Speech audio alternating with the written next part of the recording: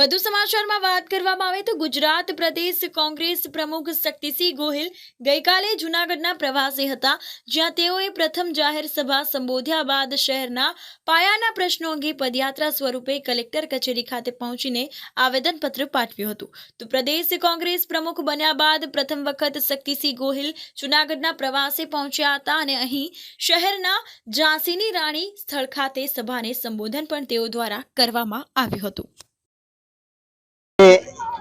જુનાગઢ ખાતે અમારો કાર્યક્રમ એ સ્થાનિક લોક પ્રશ્નોને સાંભળવા માટેનો અને કાર્યકર સંવાદ.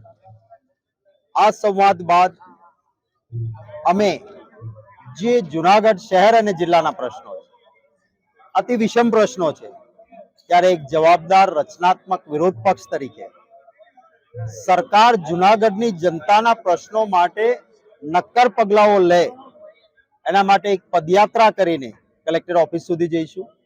આ વ્યવસ્થા કરવા માંગતા નથી. કલેક્ટર ઓફિસની બહાર અમે ઉભા રહીશું પદયાત્રા બાદ, અને અમારા જિલ્લાના પ્રમુખ કલેક્ટરશ્રીને જઈને આવેદનપત્ર આપશે. જુનાગઢમાં માલધારીઓનો મોટો પ્રશ્ન છે.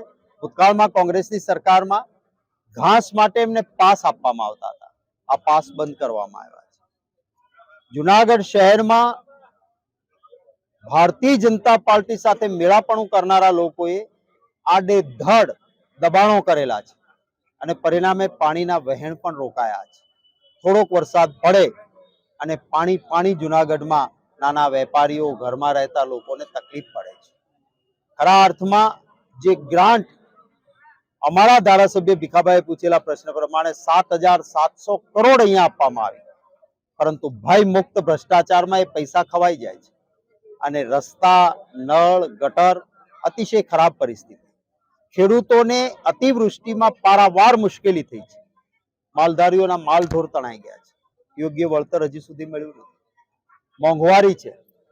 રાજસ્થાનમાં ચૂંટણી ટાઈમે 400માં ગેસનો બાટલો, તો આટલા વર્ષોથી ગુજરાતના લોકોને 1100માં કેમ લૂંટાય છે? આનો જવાબ ભારતીય જનતા પાર્ટી આપવો પડે એવું લોકોની વાયકા છે. લોકો કહે છે કે શા માટે અમે મોંઘવારીનો માર ઝીલીએ?